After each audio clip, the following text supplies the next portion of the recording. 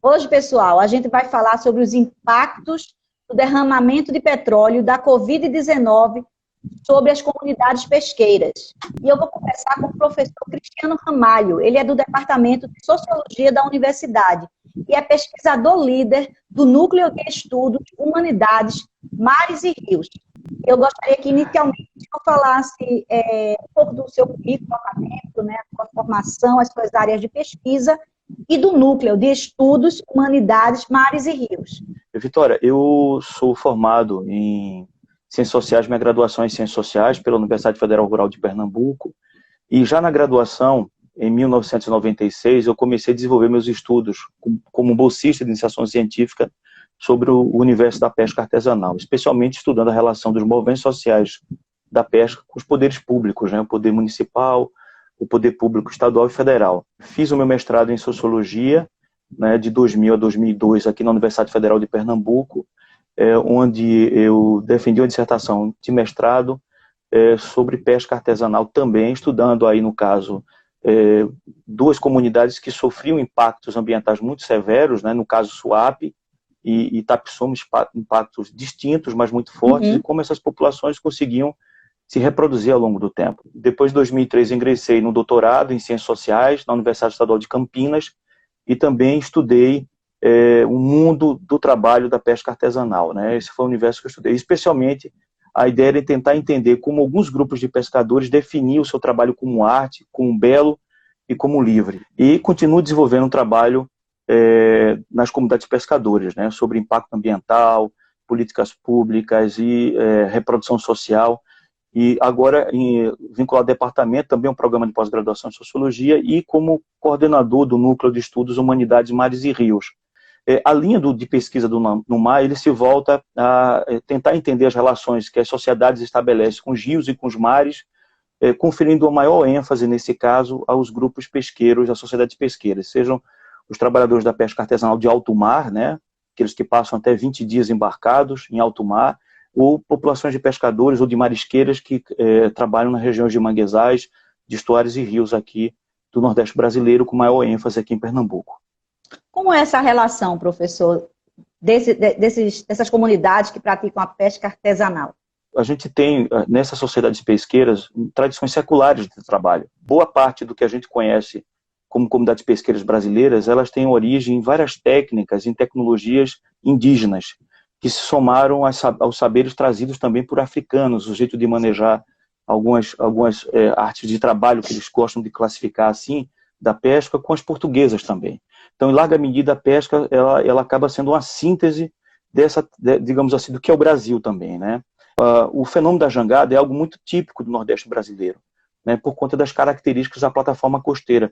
Você não vai encontrar esse tipo de jangada com vela latina nas regiões do sul do Brasil. Você vai encontrar outra tradição de pesca artesanal. E aí a mesma coisa no norte do Brasil, as populações ribeirinhas e tal. Então elas desenvolvem as relações com a natureza de profunda simbiose, né? Porque se não fosse assim, elas não conseguiriam sobreviver da natureza. Imaginem grupos humanos embarcando 40 quilômetros mar adentro, com tecnologias completamente artesanais e ancestrais. O que isso permite sobreviver e lidar com esse ambiente? É a conexão que elas têm, que essas populações mantêm com esse ambiente. Esse conhecimento consegue compreender os ciclos da marés, os ciclos biológicos, o tempo, o vento. Se não houver isso, a própria existência física desses homens estão condenadas. Imagina, nós representamos o mar de diversas maneiras, com medo, com respeito, né, a gente olha para o mar, então o mar para essas populações é um sujeito vivo, ele é ativo.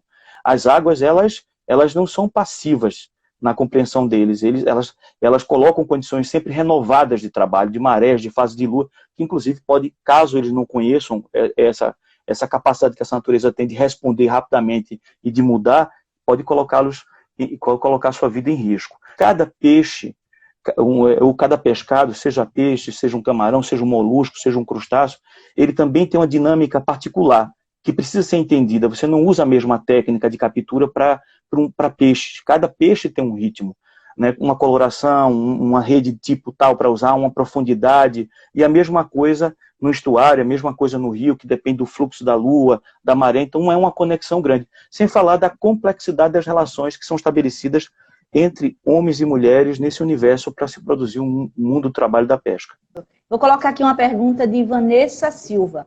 Professor, o senhor pode falar sobre a contribuição de proteção ao meio ambiente que é feita pelos pescadores artesanais? Vanessa, o que nós conhecemos de manguezal hoje, de corais, enfim, da beleza litorânea, costeira, se deve a esses guardiões e guardiãs da natureza. Né?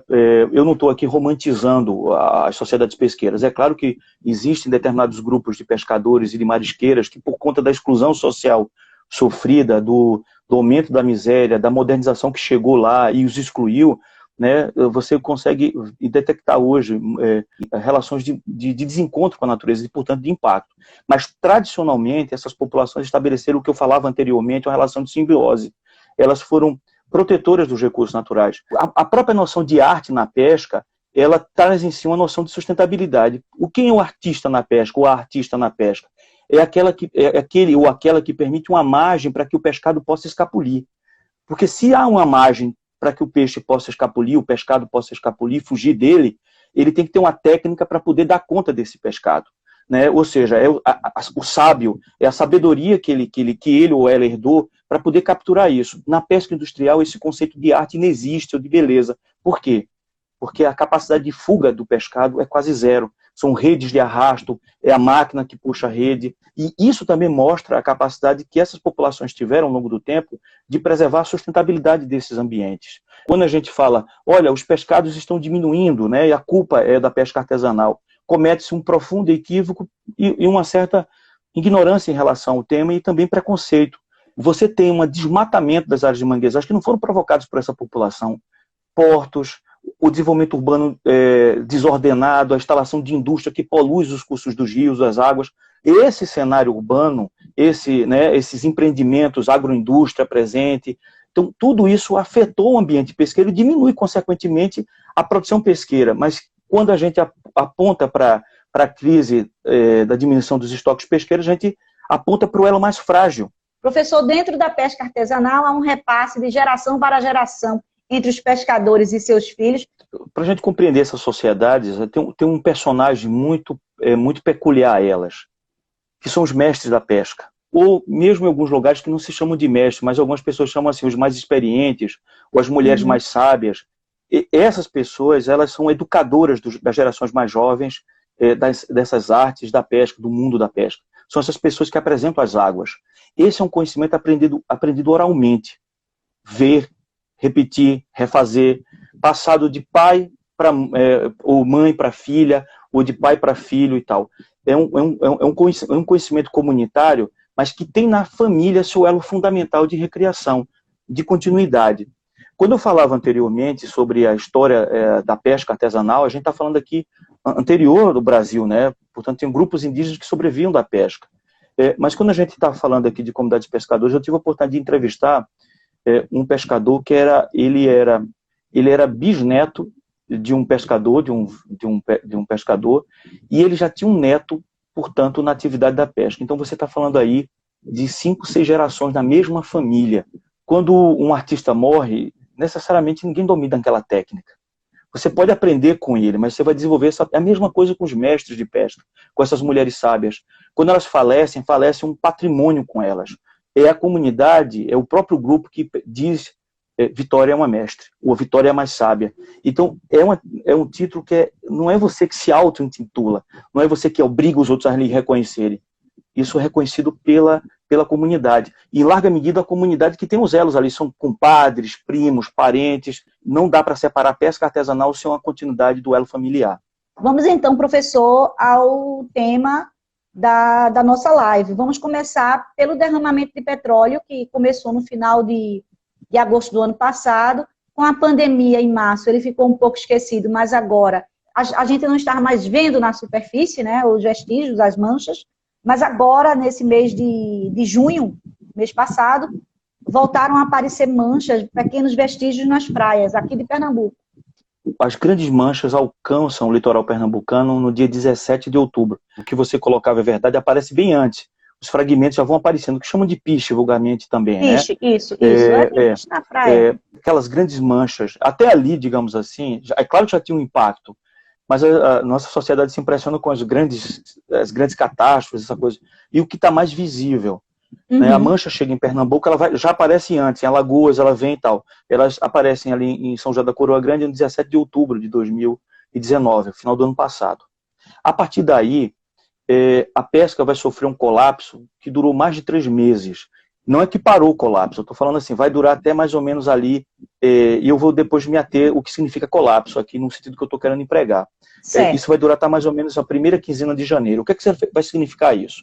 Quando as grandes manchas chegam, nós fizemos de outubro, após a chegada das manchas, até final de fevereiro, nós conversamos com mais de 80 pescadores e pescadoras do litoral pernambucano. Primeiro, há uma paralisia no comércio da pesca. Ela é paralisada. Por exemplo, alguns produtos pesqueiros chegam a ter uma queda de 80% no mínimo, 80% das suas vendas. Né? Por exemplo, peixes como cioba, peixes de alto mar, eles são afetados isso. Em outros produtos chegam a ser, em algumas localidades, 100%, não há venda. Caranguejo, marisco. Então, isso vai durar fortemente até esse período que eu coloquei há pouco. E o trabalho das mulheres são muito mais afetados. O dos homens também, né, sem dúvida nenhuma. Mas das mulheres, porque como isso entrou nos estuários, é mais visível, os mariscos, portanto, não se movimentam como o grande e sábio secretário da pesca disse certa vez que o peixe é sabido e foge do... Né? Os produtos das mulheres foram mais ainda impactados. Eu visitei comunidades... As mulheres trabalham mais na parte catando marisco, não é isso? Exatamente. Ostra, marisco, nos estuários, na beira de rio. O trabalho feminino se concentra aí. O que os pescadores chamam de mar de dentro, que é aquele universo onde não se passa do arrecife. Ali, passando o arrecife, avançando o oceano, é o mar de fora. Mar de fora. Mar de dentro é a linguagem deles. Mar de dentro, elas ficam no mar de dentro, que são os estuários, né, os rios e, no máximo, a beira da praia. A queda deles chegou a 90% a 100%. Tinha gente que não ia mais para a maré ou para as águas porque não tinha quem vender. E apareceu um fenômeno, Vitória, que muitas comunidades pesqueiras desconheciam. Eu não estou dizendo que é unânime. Há alguns que já conheciam isso, poucas, principalmente em áreas mais urbanizadas. Esse fenômeno era mais presente. Mas grande parte das comunidades pesqueiras de Pernambuco desconheciam o fenômeno da fome. São populações pobres, né? Mas a fome era algo que não estou dizendo que não existia, mas passou a ser presente nos 3 meses de colapso. O governo federal, inicialmente, fez pouco caso do impacto, né?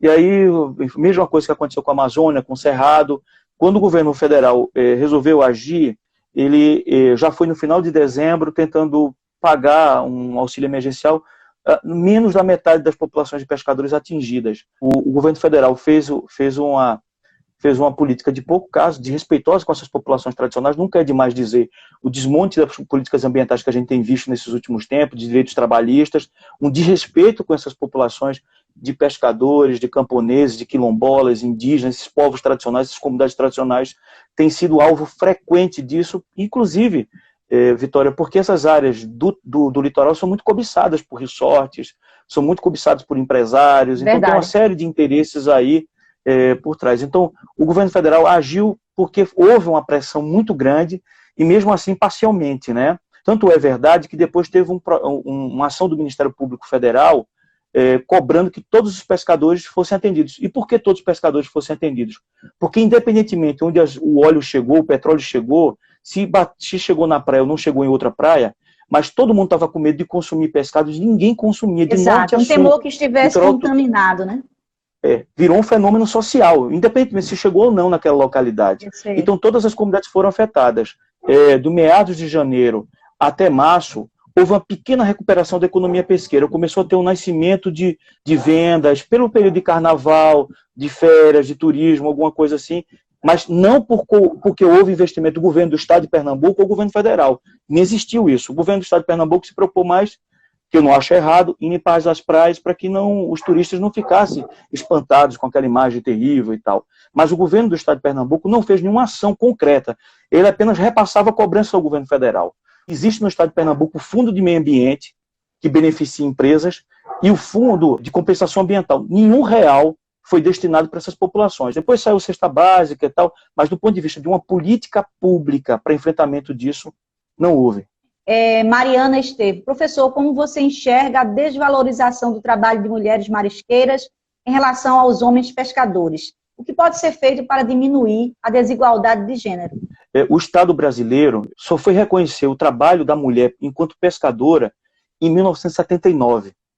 Né? Durante esse período, a mulher era sequer considerada como trabalhadora da pesca, como profissional da pesca. E foi aqui em Pernambuco que nasceu o movimento das mulheres pescadoras, que reivindicou junto ao governo federal, em plena ditadura militar, ocupando a antiga Superintendência do Desenvolvimento da Pesca, ligado ao governo federal, né, o direito de serem reconhecidas como profissionais da pesca. Então você tinha, da parte do Estado, também uma ação muito excludente no que diz respeito ao universo do trabalho feminino na pesca artesanal. E vale dizer, muitas sequer eram consideradas pescadoras. Né? Alguns termos permanecem ainda catadoras, não sei o que e tal. Tinham esse preconceito da parte do Estado, mas também do universo masculino dos pescadores também havia um preconceito. Tanto é que as mulheres não eram sócias, filiadas às entidades representativas dos pescadores, até esse período que eu falava há pouco. Né? O Conselho Pastoral dos Pescadores, que foi criado em 1968 para 69, ele desenvolveu um trabalho muito intenso com as mulheres. E aí, a partir dessa ação, a gente tem hoje, digamos assim, as mulheres hoje são as principais artífices da ação política do mundo da pesca artesanal. Elas passaram a reivindicar direitos, a pauta ambiental nasce na pesca artesanal por conta da presença das mulheres também, que eram muito vinculadas ao trabalho pesqueiro e sentiam, como nenhuma outra, mais do que os pescadores, o impacto disso, porque elas passam muito tempo acocoradas na água, afeta seu aparelho reprodutivo, elas percebem essas mudanças ali, diferentemente do mar, onde isso fica mais dissipado, no estourar no mangue não. Então houve uma luta muito forte na década de 70, 80 e 90 para reconhecimento do trabalho da mulher. Avançou-se muito, felizmente, avançou-se muito. O movimento de pescadores e pescadoras hoje no Brasil tem uma coordenação que tem uma presença muito forte das mulheres, a Articulação Nacional das Pescadoras, e por incrível que pareça, nas áreas das humanidades, o maior número de pesquisadores e pesquisadoras que estudam o tema da pesca são mulheres. Veja que boa parte do público da gente que está vendo o tema são de mulheres. Elas são, de fato, a ponta de lança dessa resistência. Agora há muito que se avançar. Muita gente acha que a pesca vai acabar devido a constantes ameaças e ataques contra a pesca artesanal. Se passaram 10, 20 anos e as comunidades continuam aí. Em que consiste nessa resistência? A própria academia, não só o poder público, mas a academia incorporou um discurso muito pejorativo sobre setores da academia, muito pejorativo sobre pescadores. Por exemplo, não vamos estudar esses sujeitos porque eles vão desaparecer, os pescadores e as pescadoras. As mudanças, a modernidade vai levar ao desaparecimento. Isso a gente vê texto nos anos 50, 30, anterior a isso, já deflagrando que a pesca tinha poucos anos de vida. Aquele trabalho primitivo, como eles diziam, atrasados, etc., feito por, entre aspas, vagabundos, a negrícia, o rebotalho humano, esses eram termos muito comuns para se classificar esses grupos sociais. Bom, a pesca não terminou, pelo contrário, ela hoje, no mundo, ela tem um envolvimento de mais de 60 milhões de pessoas no mundo. No Brasil, estima-se que mais de 1,5 milhão de pessoas sobrevivem da pesca artesanal. Em Pernambuco, esse número estima que somente no litoral existam 30 mil pessoas que trabalham diretamente na pesca artesanal. Agora, é claro, veja, o impacto é muito grande. Há comunidades que desapareceram pelo impacto. Vamos pegar o caso de Suape aqui. Aquele grande empreendimento ali em Suape, ele impactou profundamente o universo da pesca, porque impactou um elemento que é fundamental para que a pesca exista, para que o pescador e a marisqueira existam, o meio ambiente. Se desaparece o meio ambiente, se desaparece o ambiente aquático, desaparece essa forma de ser e de viver. Mas em outras localidades a gente tem visto o fortalecimento da pesca, comunidades do litoral norte de Pernambuco, em algumas comunidades. Porque, veja, no caso do litoral norte, quando se instalou a Fiat, a Jeep ali, vários jovens saíram para trabalhar lá. Depois todos voltaram. Era isso que eu ia perguntar. Né? As novas todos gerações, voltaram. elas... É uma questão que deve ser discutida, essa questão da juventude, especialmente, Vitória, por um tema que precisa ser melhor problematizado, que é a violência, que tem frequentado algumas praias. Mas, apesar dos pesares, a gente tem resistências. Vou citar casos aqui em Pernambuco. Em Recife, 2017, várias comunidades pesqueiras se reuniram para defender territórios tradicionais de pesca em Recife. Bode, Ilha de Deus, a ação do pessoal do Caranguejo-Sá foi importante nisso, da Pastoral dos Pescadores, da Fundação Joaquim Nabuco, nós estivemos lá colaborando. Houve uma luta de várias comunidades pesqueiras do Recife e também de Olinda, também reivindicando esse reconhecimento do poder público municipal dessas tradições. A gente esquece que Recife foi fundado por uma povoada de pescadores. E essa história da pesca ainda se mantém.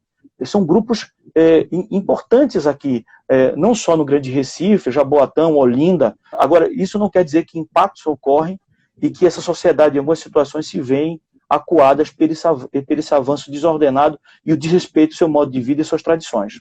Jefferson Florencio, quais as repercussões do derramamento de petróleo à saúde mental das comunidades pesqueiras, levando também em consideração o contexto da pandemia?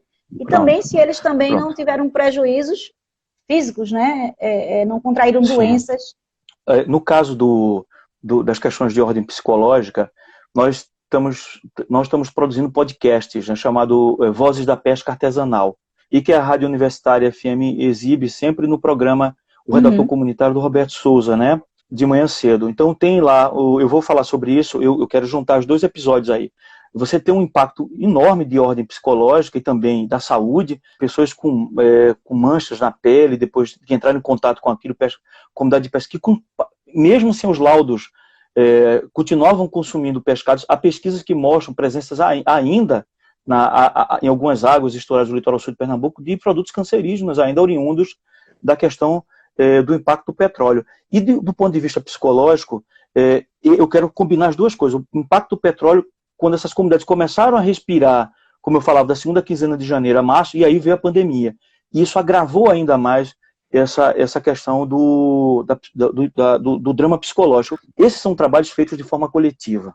Pai e filho no mesmo barco, as mulheres saem juntos. E naquele momento de pescar, de pescaria, você fala do trabalho, os homens também falam, contam piadas, é um momento de sociabilidade rico que foi silenciado por esses impactos. Aí alguém diz assim, mas professor, eles continuavam a pescar, mas não tinham quem vender, então não iam pescar.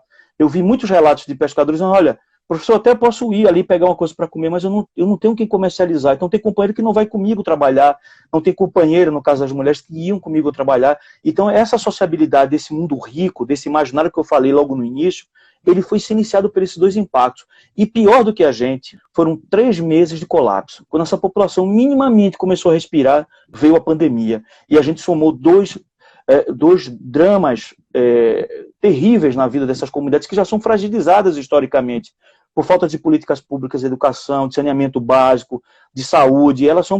Não existem políticas específicas para esses grupos de pescadores. Há um racismo ambiental e uma injustiça socioambiental também que as afeta historicamente. Então, esses 2 complexos, eles se somaram no mesmo tempo e espaço.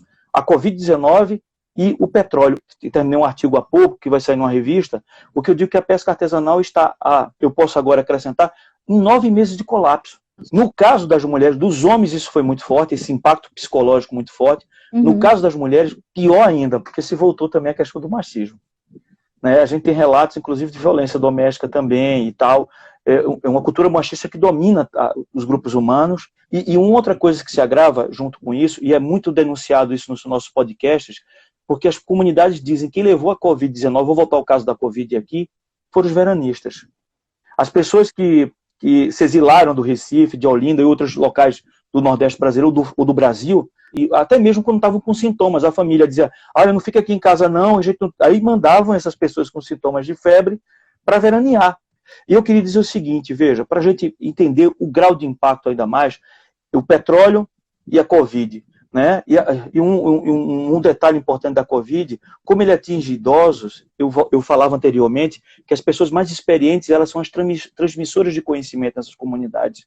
Mestres de pescas, antigas pescadoras idosas que eram sábias nas técnicas de pesca, estão morrendo. E esses conhecimentos morrem com elas. Então, novas gerações não vão ter contato com esses grandes sábios e sábias do universo da pesca por conta desse impacto da Covid. É mesmo que uma tribo perdeu um pajé, um cacique, você perde um patrimônio. Essas pessoas são guardiãs de memórias dos melhores roteiros de pesca, as fases da lua, a compreensão sobre ciclos de espécies, o próprio diálogo, a sociabilidade que existe, que elas guardam, né, como conhecimento ancestral. E esses 2 impactos do petróleo se somam, mas também se somam outra questão, o desrespeito histórico que o Estado brasileiro, governo federal e governos municipais e estaduais tiveram com as comunidades pesqueiras ao longo da história. A gente tem alguns momentos, evidentemente, que podem ser diferentes, houve iniciativas importantes de reconhecimento dessas populações, mas que agora foi completamente aniquilado. Os movimentos sociais da pesca, nesse momento decisivo, eles reaparecem com muita força, cobram do Estado mobilizam-se, inclusive encontram parceiros fora e dentro da universidade. Eu acho que nos chamam a universidade para o debate público. Eu acho que esse é um papel que a universidade tem. Eu queria até destacar aqui, Vitória, e quem está nos assistindo, a ação que o Ministério Público Federal fez contra o governo federal para que pudesse pagar, para o governo federal pagar todas as comunidades pesqueiras do litoral pernambucano, baseou-se também nos nossos estudos, esses laudos. Então, nós trabalhamos incessantemente em parceria com essas comunidades, como você lembrava anteriormente. Esse que é o papel da universidade.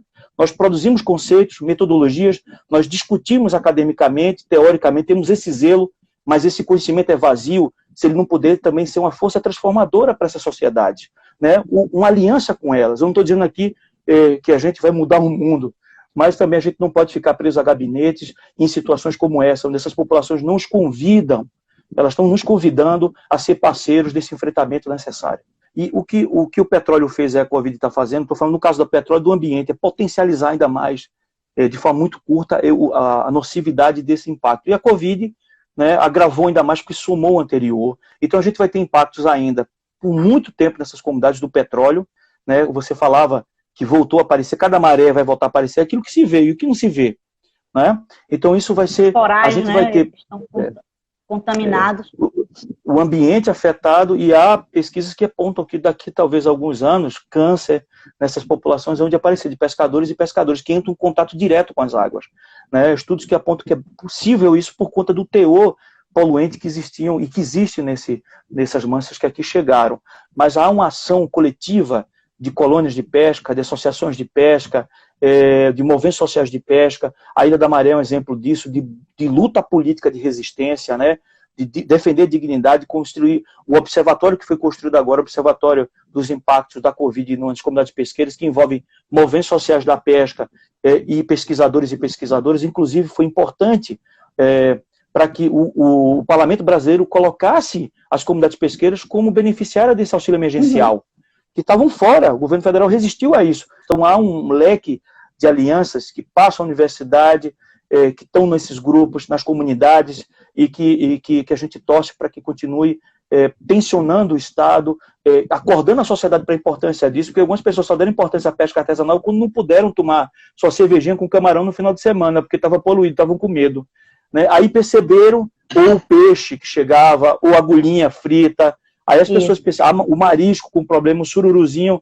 Então, eles estão pescando, professor, no momento? Eles estão pescando? Então, pescam, mas em larga medida algumas comunidades pescam para a própria sobrevivência, para o autoconsumo, né?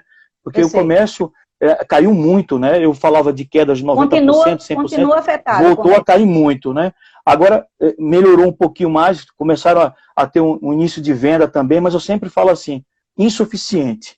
Ainda e o fenômeno da fome reapareceu com a Covid. Há campanhas, eu convido as pessoas que estão nos assistindo, a campanhas de colônias de pesca, de movimentos sociais de pesca, para arrecadação de alimentos, não só de higiene também, e para o apoio à luta deles. A gente deve apoiar a luta dessas populações. Eu lembro sempre que boa parte dessa população que está envolvida com a pesca no Nordeste brasileiro é formada por negros e negras. São grupos sociais oriundos, em larga medida, de ex-escravos, descendentes de escravos, etc. Tal. Isso também tem um impacto muito perverso da desigualdade da sociedade brasileira.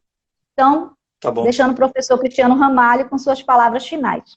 Primeiro, Vitória, agradecer a oportunidade, né, e a insistência da Ascom. A gente, terça-feira, por conta do Empoderável, a gente não pôde fazer. E agradecer quem nos assistiu, fico feliz, honrado.